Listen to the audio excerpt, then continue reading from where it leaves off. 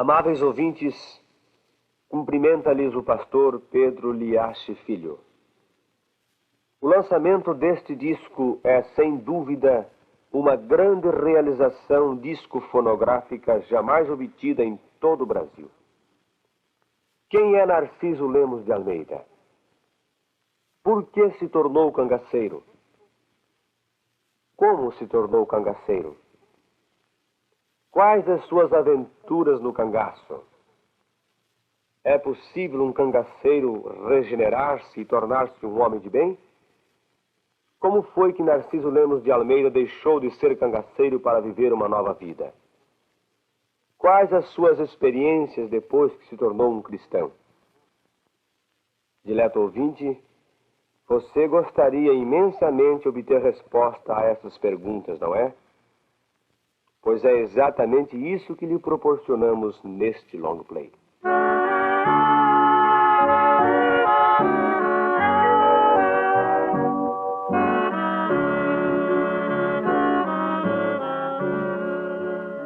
A nosso lado, portanto, Narciso Lemos de Almeida, que neste momento ocupa os nossos microfones para a sua saudação inicial. Prezados amigos e ouvintes, aqui estamos e queremos agora dar nossas saudações, o nosso bom dia a todo o povo desta cidade. A nossa primeira pergunta, Sr. Narciso Lemos de Almeida. Por que se tornou cangaceiro? Por falta de justiça das autoridades.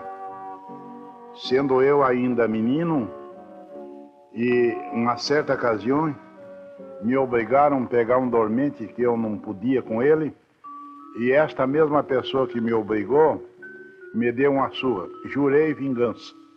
E passado alguns tempos, era eu quem levava a comida para ele na mata, e quando ele puxava um pedaço de pau para seu travesseiro, jogando o seu machado do lado, eu dei-lhe uma machadada no pescoço, cortei-lhe a cabeça. Saindo, fugindo daqui e dali, passei 4 semanas no meio das matas, comendo palmito cru e frutas, procurando me esconder. Depois de alguns tempos, de 4 semanas, então saí no laço da estrada de ferro e pedi serviço para trabalhar. Perguntaram o que eu podia fazer. Eu disse baldear água para a turma. E aí então me deram um serviço para trabalhar baldeando água para a turma. Depois de um mês, mais ou menos, me puseram como ajudante de cozinheiro. E sendo então ajudante de cozinheiro, o cozinheiro fartou com respeito para comigo, me dirigiu certas palavras que não é lícito nem dizer, e eu, passando a mão no tição de fogo, dei-lhe uma atiçoada de fogo pelo pé do vidro, matei ele também. Fugindo daqui e dali, até que fui preso. Fui para a escola de aprendiz de marinha. Lá na escola de aprendiz de marinha, fiquei desde a idade de 12 anos, até a idade de 18 anos. E ali, naquele tempo, a gente apanhava de gibata, e a música ainda tocava para que ninguém escutasse o grito daqueles que estavam apanhando. Agora, é interessante nós notarmos que, para uma pessoa entrar no bando de Antônio Silvino, não era muito fácil. O senhor poderia dizer como entrou no bando de Antônio Silvino? Pois não. Eu, quando entrei no bando, eu procurando aonde poderia encontrá-lo, encontrando-o então, pedi para entrar no bando. E ele deu uma risada e respondeu que eu era moleque. E lá no norte, chamar um garoto de moleque é uma ofensa, e provocar para brigar. Eu pulei para trás, arranquei do revólver e disse, vou lhe mostrar quem é moleque. E atirei. Porém, na hora que eu fui atirar, me seguraram no braço, e o revólver subiu, e a bala passou na cabeça de Antônio Silvino, cuja eu tenho a fotografia de Antônio Silvino comigo, com a estrada feita na cabeça, o sinal onde a bala passou, em que hoje nunca, quer dizer que nunca nasceu o cabelo. E aí então já estava também preso, quando iam me matar, ele gritou, não mata este homem, é deste que nós queremos, é deste homem que eu preciso. Eu respondi naquela linguagem nossa do norte, Cabo da Peste, está pensando em me enganar? Hoje um de nós dois vai para o inferno. E ele disse, não, eu quero você para meu companheiro. Depois de 3 meses, eu não era um simples jagunço, mas era o chefe do bando, cujo meu apelido era Tenente Baianinho. E todos que ali estavam eram homens de idade, mais ou menos seus 40, 50 anos. E eu era um garoto de 18 anos, fiquei como chefe do bando. Sobre esse incidente, parece-me que o senhor tem uma fotografia, não é isso? Perfeitamente. Tenho uma fotografia de Antônio Servino, cujo ainda tem os sinais na cabeça dele da bala que eu atirei. Perfeitamente.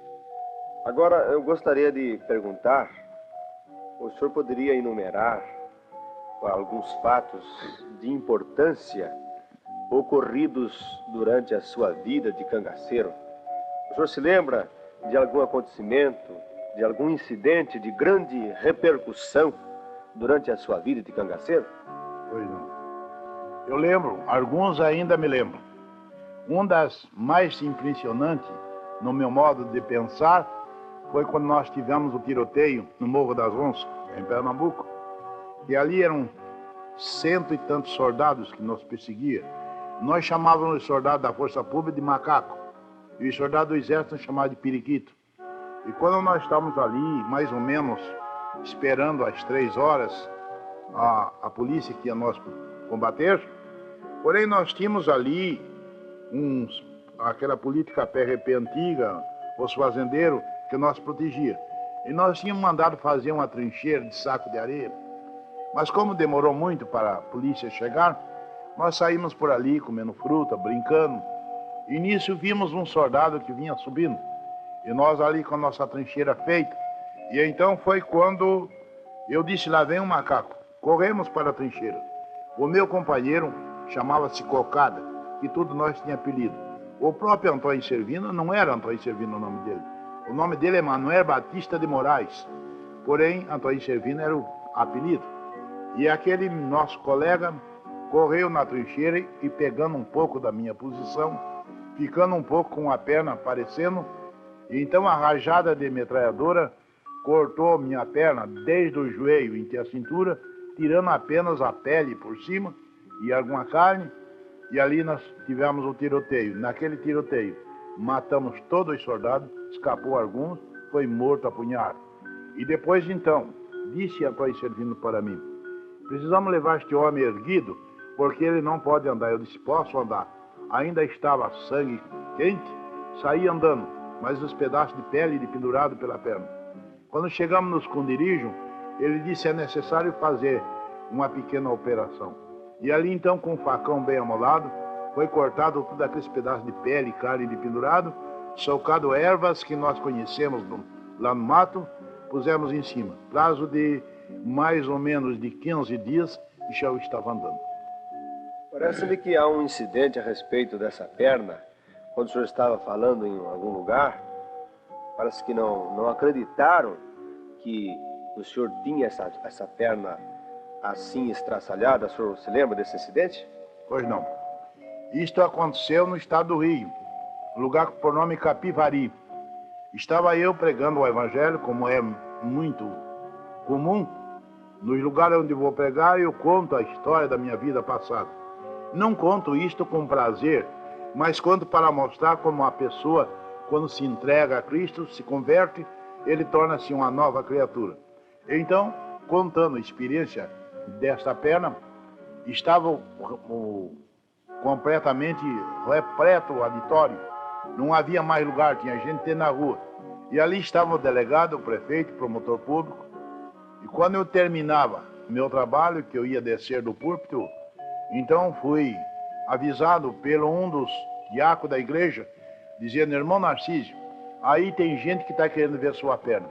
Tornei subir o púlpito e disse, pois bem, veio ao meu conhecimento pessoas que estão querendo ver minha perna, eu mostrarei. Arregaçava a caixa em que aonde ela podia subir e mostrava. E ali fez uma fila de pessoas para ver. E aquelas pessoas ficavam admiradas de ver a cicatriz que eu tenho na perna. E ali, então, o delegado daquela cidade se converteu ao evangelho. Hoje é sorpretendente da escola dominical naquela igreja. E, além disso, também eu tenho nesta mão, a mão direita, um dedo cortado, é uma peixeira, uma faca no norte. E além disso também tem outro aleijado, que também foi atingido pela faca. E são sinais daquelas lutas. O senhor se lembra de outro fato de interessante durante a sua vida de cangaceiro? Sim.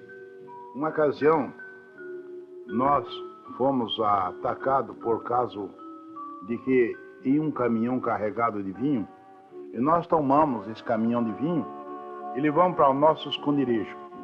E então, entre nós havia um que sabia guiar caminhão, e esse levou o caminhão para o esconderijo. Aquele que era o chofer do caminhão ficou ali preso.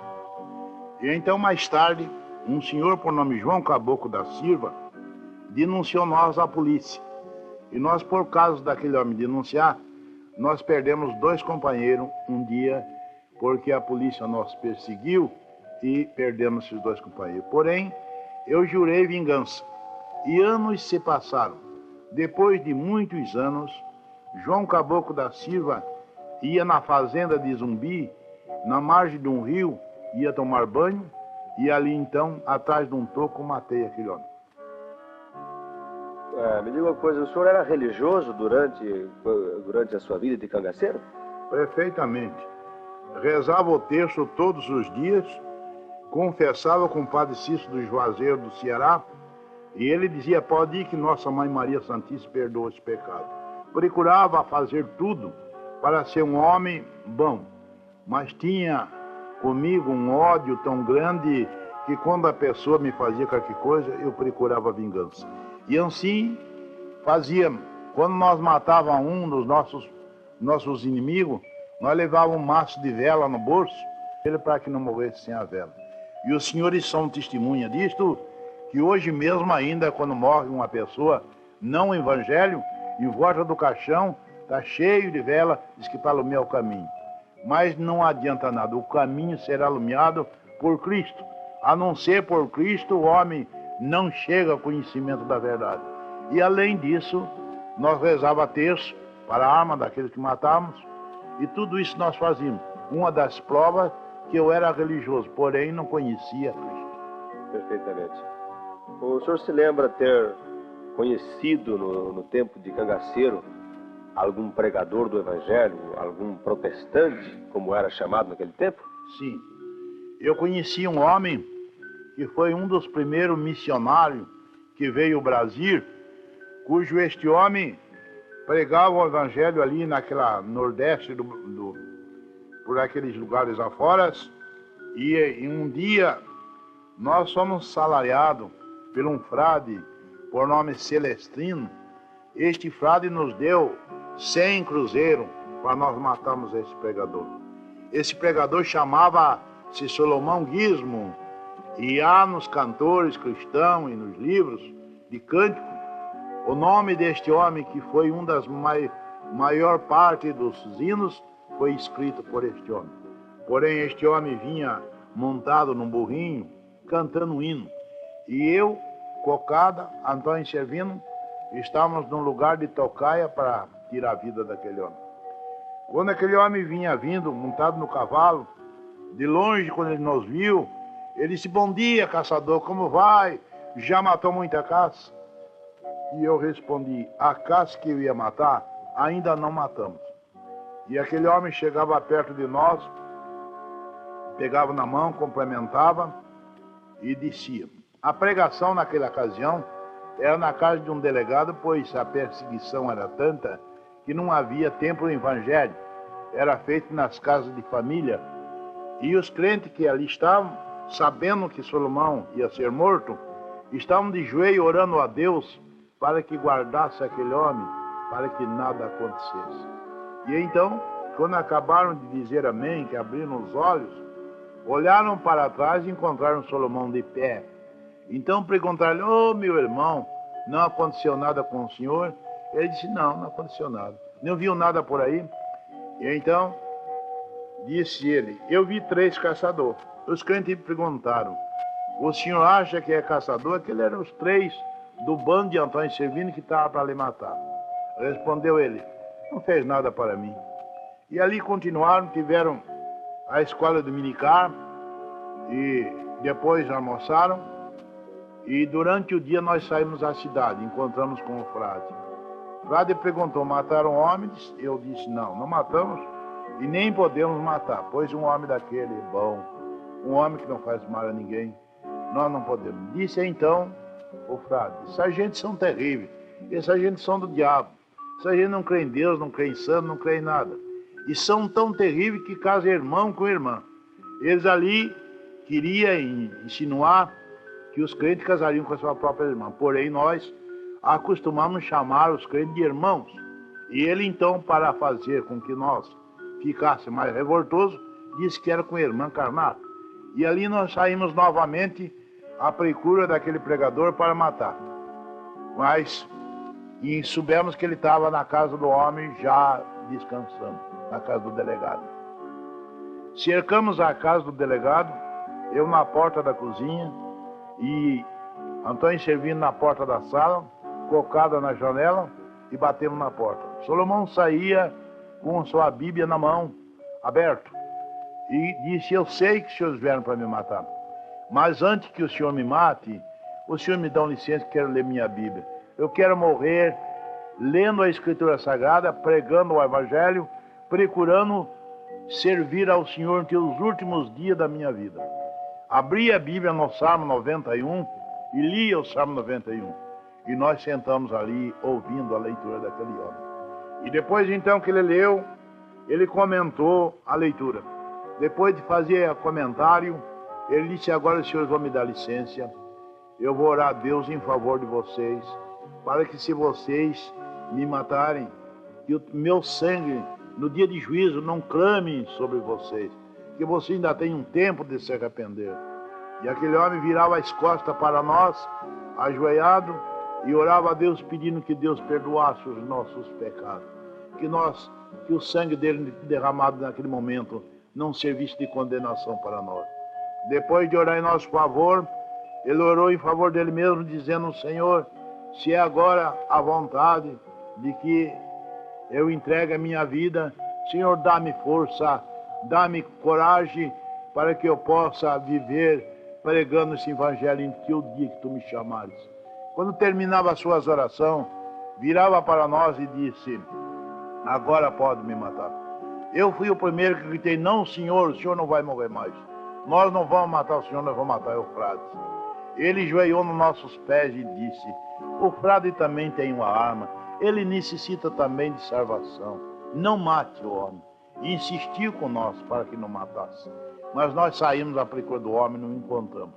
Este foi um dos acidentes que eu encontrei com um dos pregadores do Evangelho. Perfeitamente.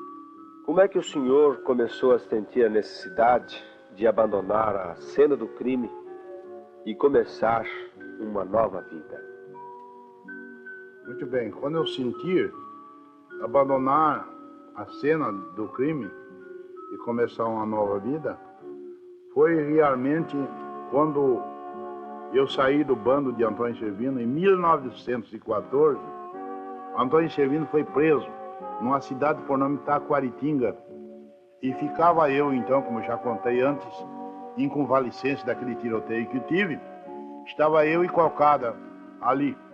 E quando então soubemos que ele foi preso, os nossos companheiros se debandaram todos, ficando eu apenas com o Cocada.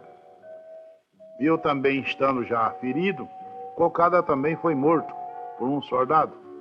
E estando eu então só, comecei a fugir para um lado e para outro, escapando da polícia, daqui e dali. E vim parar em Mato Grosso. Em Mato Grosso tive alguns tempos. De Mato Grosso eu vim para a cidade de Santos. E antes de vir para Santos, encontrei-me com um homem por nome Francisco Ferreira da Rocha. Homem este que tem diversas mortes nas costas. E é vivo ainda, mora em Santos.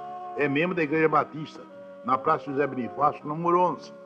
Este homem teve uma ursa na mão, em Presidente Prudente, na linha Sorocabana. E não podendo tratar-se, então veio para a Santa Casa de Santos. Chegando na Santa Casa de Santos, a alimentação sendo pouco para ele, começou a trabalhar, lavar prato e ajudar ali dentro. Tornou-se quase como um empregado da Santa Casa. Quando foi um belo dia, alguém disse para ele que tomasse cuidado quando passasse em frente à igreja dos protestantes, que os protestantes não criam em Deus, não criam em santo, não criam em nada. E que ainda tinha o seguinte: quando o pastor fazia com a mão para os crentes levantar para orar, aparecia um bode preto ali.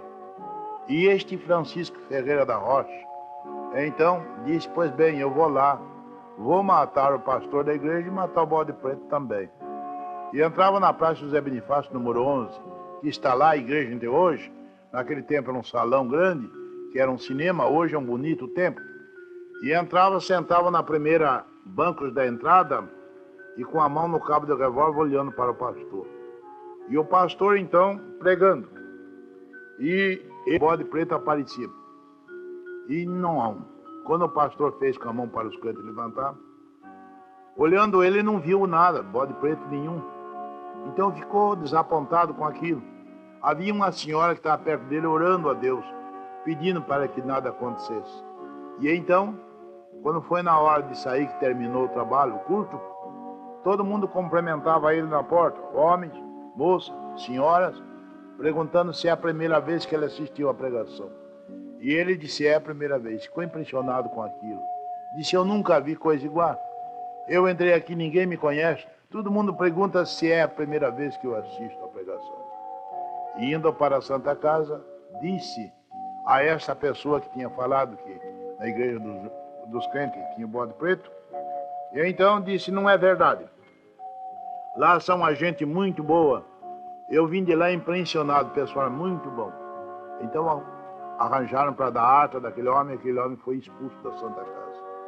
Sendo expulso da Santa Casa, sem nem um tostão no bolso, passando já necessidade, fome, ainda com a ursa na mão, então procurava ver se achava um jeito de arrombar alguma casa ou agredir alguma pessoa para tirar dinheiro.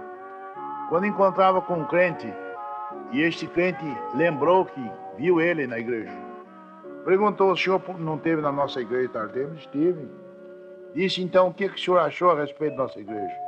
Ele respondeu: o que eu achei é que eu fui expulso da Santa Casa por causa da tua igreja. Este crente disse: não tem importância, o senhor vai para a minha casa. Este homem foi para a casa deste crente. E a intenção daquele homem era, logo que ele saísse ao trabalho, fazer algumas desordens na casa. Mas quando foi à noite, antes de deitar, aquele crente abriu a Bíblia, leu um trecho das Escrituras Sagradas, e depois as moças cantaram um coro. E ele lembrou da primeira pregação que ele tinha ouvido, e aquele homem não quis ficar também ali, saiu.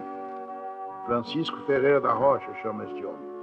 E então, quando foi a hora da janta, ele veio jantar e o crente perguntou se não quer assistir uma pregação do Evangelho. Ele disse: quero. Foi. Como ele já tinha ouvido a primeira vez, esta segunda vez o pregador era o mesmo do que pregou a primeira. E este pregador então falou sobre a passagem do filho pródigo. E depois de fazer a pregação sobre o filho pródigo, então convidou: quem quer aceitar Cristo, vem aqui à frente. Aquele homem foi para a frente e disse: eu aceito Cristo como Salvador. Convertendo-se este homem do que ele era antes terrível, perdido, perverso, tornou-se de um pregador. É um homem que prega o Evangelho até hoje, chorando, e está lá para quem queira ver. E nas igrejas aonde eu tenho falado, tenho citado o nome desse homem e o endereço, que alguém já tem escrito para ele, tem mandado carta provando o que estou dizendo. E então, este homem converteu-se. Convertendo, como já o disse, tornou-se um pregador e saiu à minha procura para pregar o Evangelho. E eu então tinha um receio muito grande desta gente. Eu não queria saber de viver, ter convivência com essa gente. Mas ele chegou perto de mim e perguntou: conhece quem sou eu? Eu disse: conheço, você é Francisco Ferreira da Rocha. Ele disse: mas eu não sou mais aquele homem, sou uma nova criatura. Eu respondi: você está bobo, rapaz. Você está de cabelo branco, diz que é nova criatura. Ele falando a respeito das coisas espirituais e eu entendendo sobre a parte material. E assim, então, foi quando convidei para ele tomar um vinho. Ele foi e respondeu que crente não bebia. Eu disse, é por isso que eu não quero ser crente. Eu quero ter liberdade da minha consciência, fazer o que bem entender, comer e beber, fazer tudo quanto for necessário, porque aproveitar enquanto estou neste mundo. E ele disse, eu também podia fazer, mas não faço, que Deus criou a sua imagem e a sua semelhança, não para ser um barril de vinho. Eu disse, vou lhe mostrar quem é barril de vinho. Colocava uma mausa no bolso, de 12 tiros, um chimite com 6 tiros e uma peixeira. Queria levar ele para a praia, para lá tirar a sua vida. Não sabia como poderia levar. Mas ali, conversando e tal, etc., ultimamente ele me convidou para ir à casa de um amigo. E justamente a casa do amigo era uma congregação evangélica, batista. E ali, pensando que era a casa de um amigo, fui. Chegava ali, era um salão. Estava cheio de cadeiras, mas não tinha ninguém, estava vazio. Era cedo ainda. E então, sentamos ali, eu perguntei, escuta, por que essas cadeiras aqui? Eles iam para a escola dominical. Eu não sabia o que era a escola dominical. Nunca tinha ouvido falar. Então, ele disse, sente aí, espere que você já vai ver. Logo depois de alguns minutos, começou a encher o salão. O salão encheu. E atrás de mim sentou 2 moças. E o cano do revólver estava aparecendo 2 dedos para fora. E a moça dizia uma para a outra, que colou esse revólver que aquele homem tem na cinta? E eu disse para comigo mesmo, uma boa oportunidade. Agora eu tiro o revólver, dou um tiro para cima, essa gente sai correndo tudo, e eu mato este homem, sai correndo também, ninguém sabe quem foi que matou. Quando assim eu pensava, o pregador subiu o púlpito, e então abriu em Mateus capítulo 25, e leu. Lendo Mateus capítulo 25, depois da leitura ele fez o comentário, falando sobre o dia de juízo, falando sobre aquele dia que o mar dará seus corpos, os túmulos se abrirão e todos serão ressuscitados, um para a salvação, outro para a condenação. E eu, apesar da minha incredulidade, eu era um homem temente, era religioso, só que não conhecia Cristo vivo, eu não conhecia o Evangelho. Logo então senti ali uma coisa impressionante e comecei a pedir ali, Senhor Jesus, tem misericórdia de mim, me ajude que eu possa compreender. Se é que realmente essa gente está certo, dá-me força para mim poder compreender. E ali uma coisa apoderou-se de mim naquele momento, já esqueci de matar aquele homem e não queria mais fazer mais nada. Porém, na hora de sair, aquele Francisco Ferreira falou para o pregador, e este homem é o maior bandido que eu conheço, se homem converter será uma maravilha. Então deram-me um Novo Testamento. Mas eu, quando me converti, não sabia nem assinar meu nome. Eu não conhecia. Quando eu nasci, não havia nem escola. E então, peguei o Novo Testamento e veio para casa pensando, como se eu pudesse ler este livro para ver o que está escrito.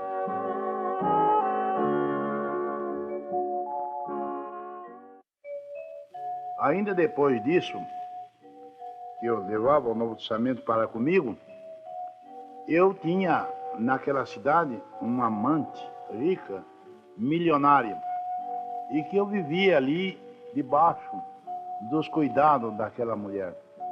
Porém, o seu próprio marido sabia de alguma coisa, não sei se porque tinha medo, nunca fez nada para mim.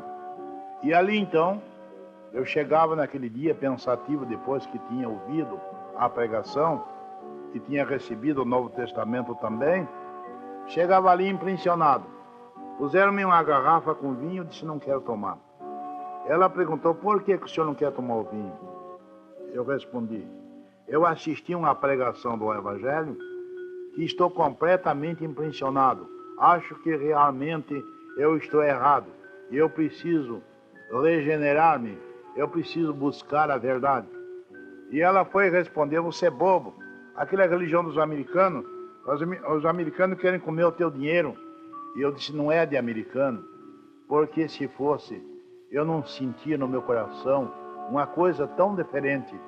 E um americano não poderia me fazer transformar a minha vida, fazer eu sentir uma coisa muito diferente do que eu sentia antes. E ali seu esposo também, que nunca falava que tinha medo de mim, começou a me maltratar. Porém, eu não era ainda convertido, só tinha ouvido o evangelho uma vez. E aquele homem me maltratando, não podendo resistir, eu passei a mão numa garrafa de cerveja, dele uma garrafada no pé do vidro do homem, matei aquele homem. Fugia para o sítio, casa do meu protetor.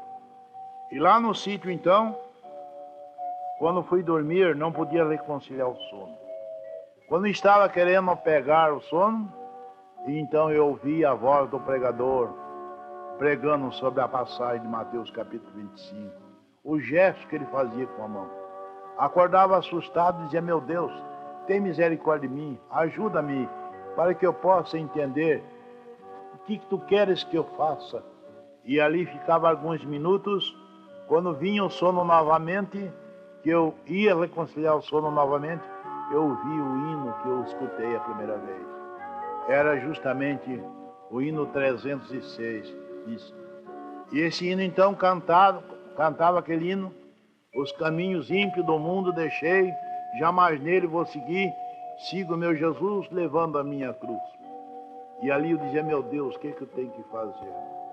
E ali tornava a querer reconciliar o sono, tornava a ouvir o hino cantado, e assim foi que eu não pude resistir.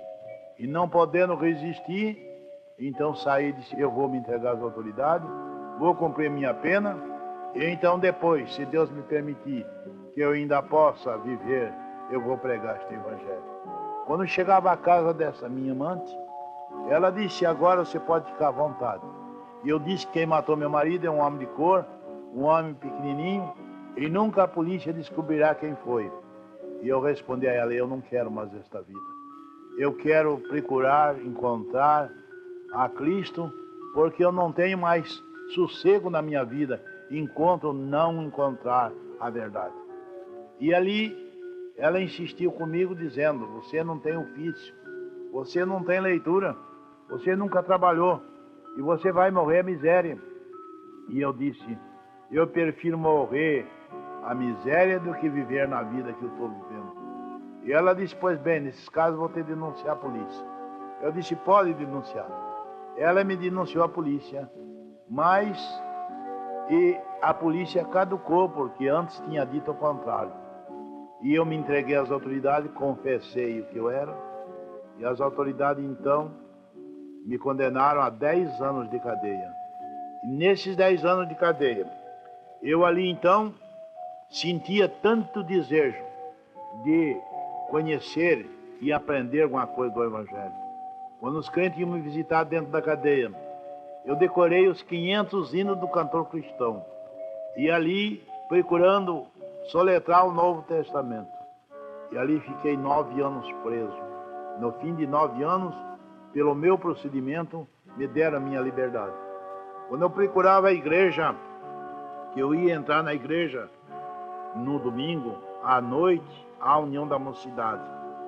Quando eu chegava na União da Mocidade, desejoso para aprender alguma coisa, sentava, daqui um pouco eu via uma moça, um moço, cochichar no ouvido um do outro, e saíam dali e iam embora, eu ficava sozinho ali. Eu saía e dizia: meu Deus, será que nem aqui não querem me receber? Ia lá onde estava a mocidade. Daqui um pouco a mocidade estava lá no outro canto e eu sozinho.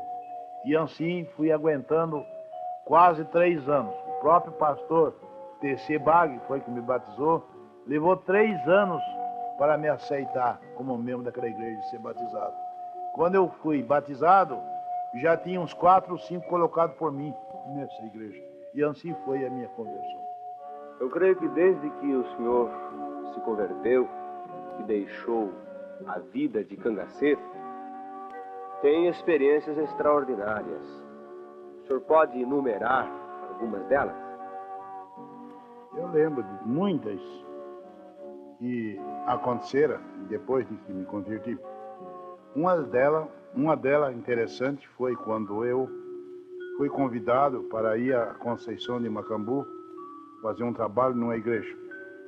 Chegando em Conceição de Macambu para fazer o trabalho, então foi contratado por alguém, um homem, para me tirar a vida, cujo este homem procurava fazer o possível de aproximar-se mais de mim. O pastor da igreja, sabendo que ia acontecer, então disse-me a mim: acho bom o senhor não fazer o trabalho que o senhor está arriscado de perder sua vida. Eu disse a ele: se Deus me guardar, nada me acontecerá. Insistindo então com ele, fizemos o trabalho. Moradores daquele lugar que vinham à igreja eram distância longe, uns de 10 quilômetros, 8 quilômetros, 9 quilômetros. E vinha aquela gente então de longe para assistir o trabalho. Tiravam o sapato do pé e quando chegava em frente à igreja, então lavavam os pés e calçavam o sapato. E a igreja lotou, ficou cheia.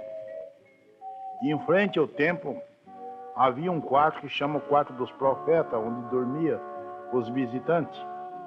E este homem que ia me matar, a certas horas, não tendo ninguém perto vendo, ele foi lá, cerrou o trinco da veneziana e deixou encostado como quem diz que estava fechado. Nem intenções de noite, quando estivesse dormindo, ele entrar dentro e me matar. Porém, eu nada disso sabia. Soube mais tarde porque aconteceu o acidente. Estava eu fazendo o trabalho na igreja lotada, aonde também estava a pessoa que queria tirar minha vida. E ali, fazendo o trabalho, quando terminava, cantamos um hino que de chuva de bênção teremos. E quando nós cantamos aquele hino, o tempo estava bom, o céu bonito, estrelado. De repente formou um temporal de chuva tão grande que os galhos das árvores se arcavam a chegar no chão. Então disse aquelas pessoas que estão ali do sítio, de longe: nós não podemos ir para casa chovendo desse jeito. Nós vamos pousar aqui mesmo.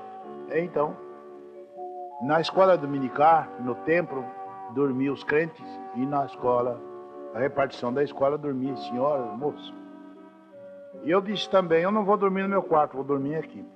Dormir no seu quarto? O senhor vai dormir nesse banco duro? Eu disse: não, eu vou dormir aqui mesmo. Insistiram tanto, mas eu não fui. E eu, sem saber o que está se passando, certamente uma providência de Deus.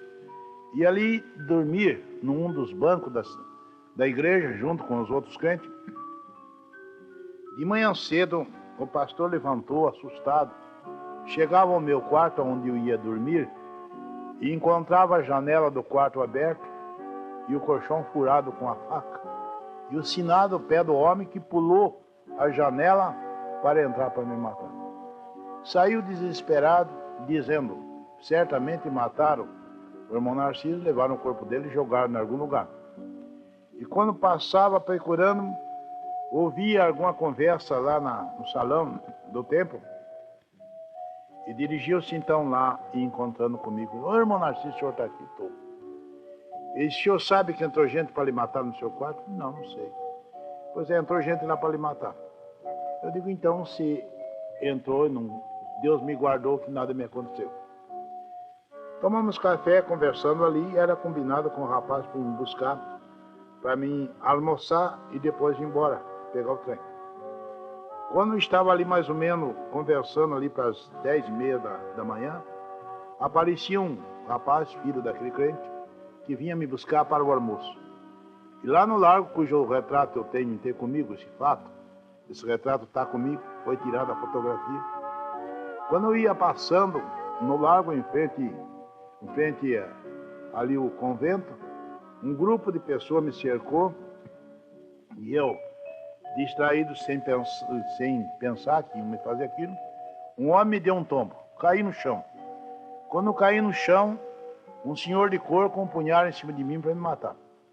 Eu, deitado mesmo no chão, meti o pé na boca do estômago do homem e joguei ele de costas.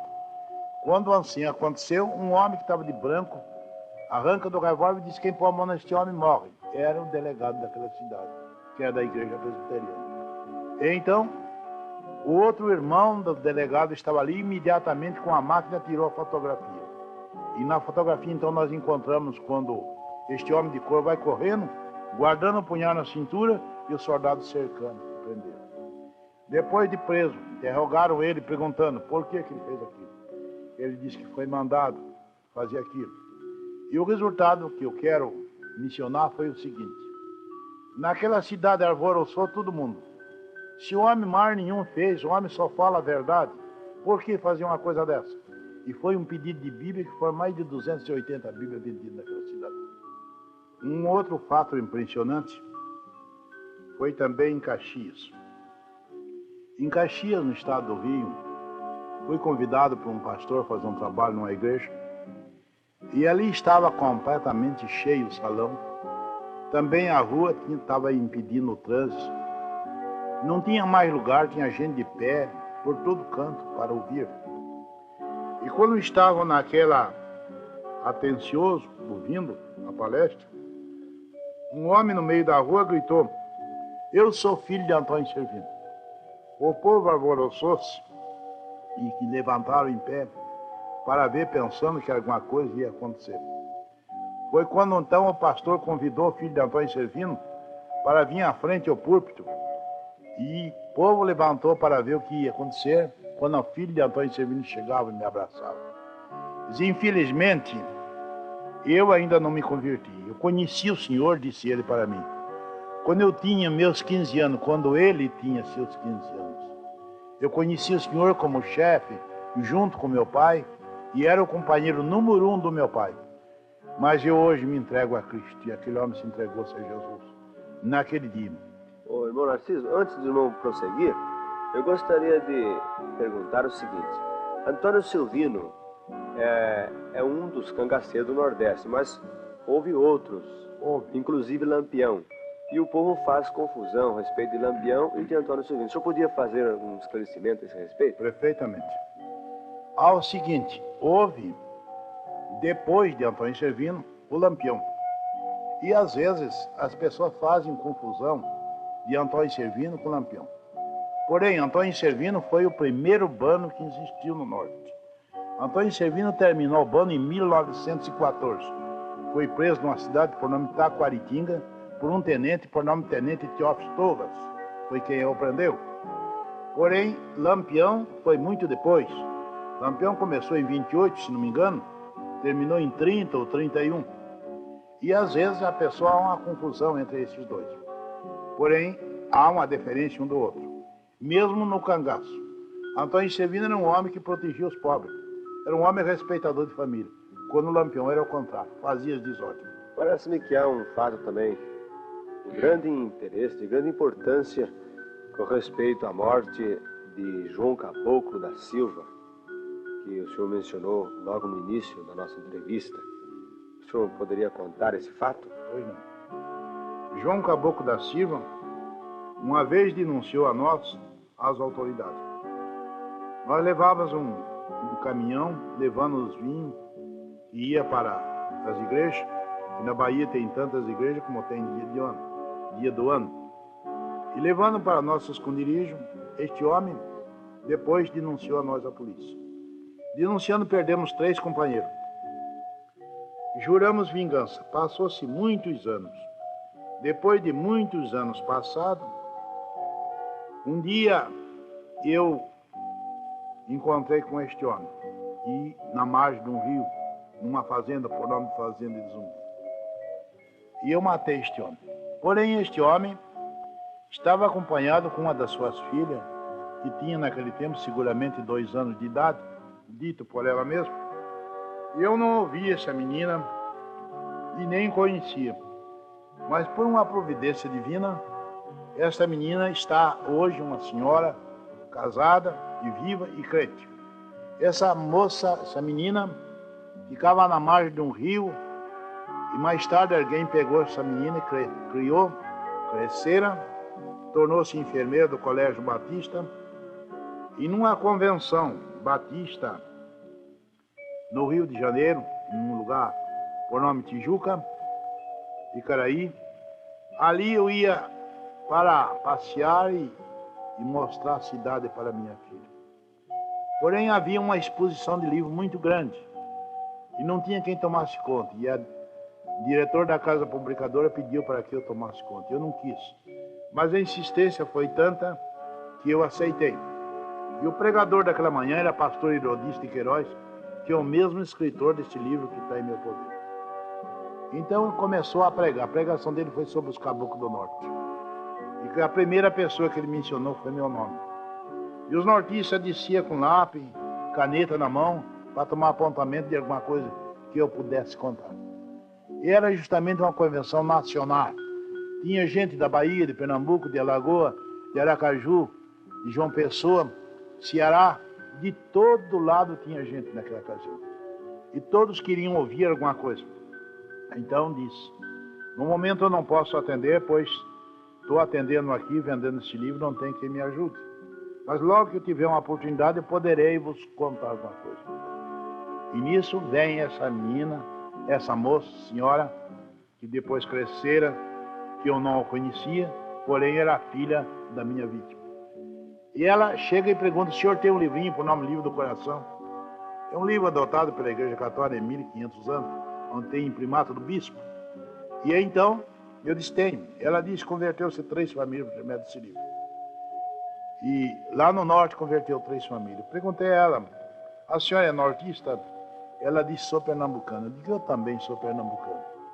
Perguntei aonde que a senhora nasceu. Ele na fazenda de Zumbi. Quando ela falou fazenda de Zumbi, já fiquei impressionado, que ali houve algum tiroteio. Perguntei, como chama seu pai? Em vez dessa senhora dizer o nome do seu pai, começou a chorar. Sentado ao pé de mim, chorando, e a multidão em volta, a porta estava aberta e o povo invadia, quase 2.000 pessoas já estavam ali. O salão ficou vazio, todo mundo desceu para ouvir e ver o que estava acontecendo. Depois de muito choro, ela levantou os olhos para cima e disse, eu choro, porque eu tinha meus 2 anos de idade quando mataram meu pai. E quem matou meu pai era um que tinha apelido de Tenente Baianinho, que era eu mesmo. Eu também, não podendo resistir, comecei a chorar também.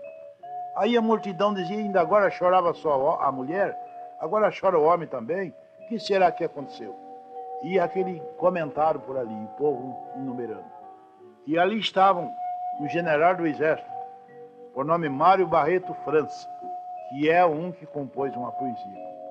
E então, tiraram minha fotografia, eu pedindo perdão àquela senhora, e ela afastando e eu de braço aberto chorando e pedindo perdão. E as lágrimas desciam pelo rosto abaixo a cair no chão. E depois de muito tempo ela vendo que a minha sinceridade, ela abre os braços e diz, o sangue de Jesus Cristo purifica de todo pecado.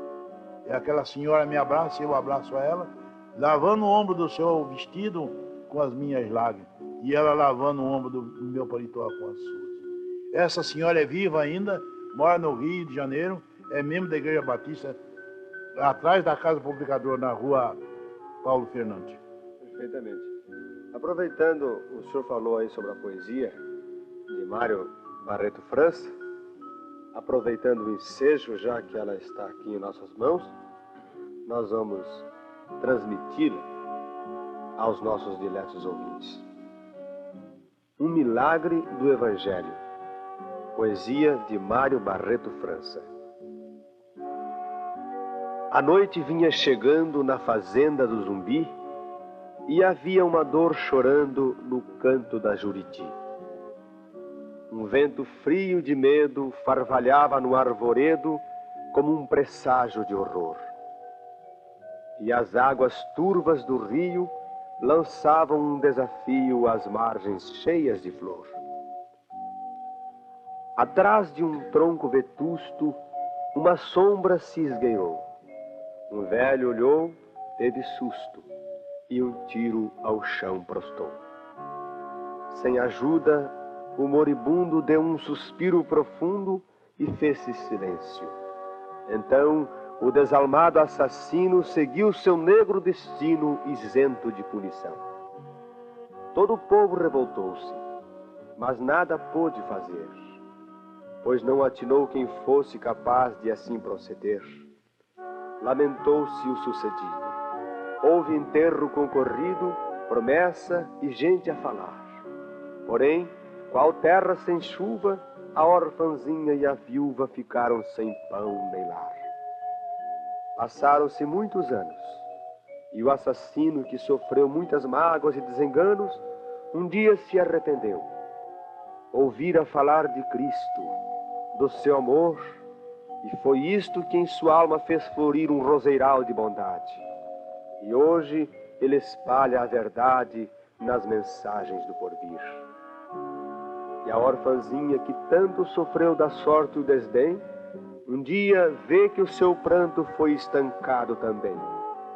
Pois na sua alma cansada, raiar a doce alvorada entre um festejo de luz. E a sua vida de agora seria uma eterna aurora sob as bênçãos de Jesus. Foi na Convenção Batista que este fato se passou. Uma senhora nortista a um colportor falou: penso que nos conhecemos. Seu nome, Narciso Lemos. Em Pernambuco nasci. E eu me chamo Sebastiana. Também sou pernambucana da fazenda do Zumbi. Narciso fica pensando e indaga: quem foi seu pai? João Caboclo. E lastimando, foi morto sem nenhum ai. Não foi ele assassinado quando o seguia para o lado do rio? Sim, pois então fui eu o seu assassino. Foi meu trágico destino. Minha irmã, peço perdão. Chorando, os dois se abraçaram, irmanados pela fé na salvação que alcançaram em Jesus de Nazaré. Ela, apesar da saudade que chora em sua orfandade, perdoou tão grande mal. Ele, triste e arrependido, se prostrou agradecido ante o altar celestial. Os milagres do Evangelho hão de sempre aparecer, restaurando o moço ou velho no caminho do dever. Os corações sofredores e as almas dos pecadores hão de achar sempre essa cruz, mansão de fé salvadora que se alteia acolhedora no Calvário de Jesus. Essa poesia foi escrita por Mário Barreto França em Icaraí, em agosto de 1948. Irmão Narciso, eu acho que se nós fôssemos relatar todos os fatos relacionados com sua vida, nós teríamos material para gravar meia dúzia de long plays. É verdade que neste disco nós não podemos trazer todos os fatos. Agora acho que seria interessante que o senhor dissesse aos nossos diletos ouvintes qual é a igreja que o senhor frequenta, onde o senhor mora, outros fatos que o senhor acha interessante deixar declarado aos nossos diletos ouvintes. Muito bem. A igreja que eu estou fazendo parte dela é a Igreja Batista de Campinas, na Rua Santa Cruz, 511. A minha residência é na cidade de Campinas, na Rua Arnaldo de Carvalho, 894. Quantos anos mais ou menos faz que o senhor deixou aquela vida imunda, aquela vida de pecado e se converteu? Eu, quando me converti ao Evangelho, foi em 1917. Eu conheci o Evangelho, fui para a cadeia. Lá fiquei 9 anos preso. No fim de 9 anos, então que eu fui aceito pela igreja, depois de 3 anos ainda. Mas que faz muitos anos que eu sou crente. Eu me converti mais ou menos, quando fui aceito, com 33 anos. Não é como muita gente por aí diz. Ele está agora pregando o Evangelho que está velho, não pode mais. Eu me converti na flor da minha mocidade. Deixei de tudo quanto era mundanismo. Nunca trabalhei na minha vida foi no baralho. Eu conheci 73 qualidades de jogo. No 21, na douradinha, no 7,5, no zap, no truque. Tudo quanto era jogo, sabia jogar e também sabia roubar. Porém, depois que me converti, fui trabalhar de servente de pedreiro. Perfeitamente. Eu creio que essa é uma boa explicação, porque geralmente costumam dizer exatamente isso. Que as pessoas se convertem depois que já estavam quebradas, depois que já gozou a vida, etc. Mas nós queremos lembrar aos nossos diretos ouvintes que a vida só é gozada depois que é entregue nas mãos do Senhor Jesus Cristo. Porque a verdadeira felicidade está em a pessoa viver uma vida nova, modificada, transformada pelo poder do Evangelho de nosso Senhor e Salvador Jesus Cristo.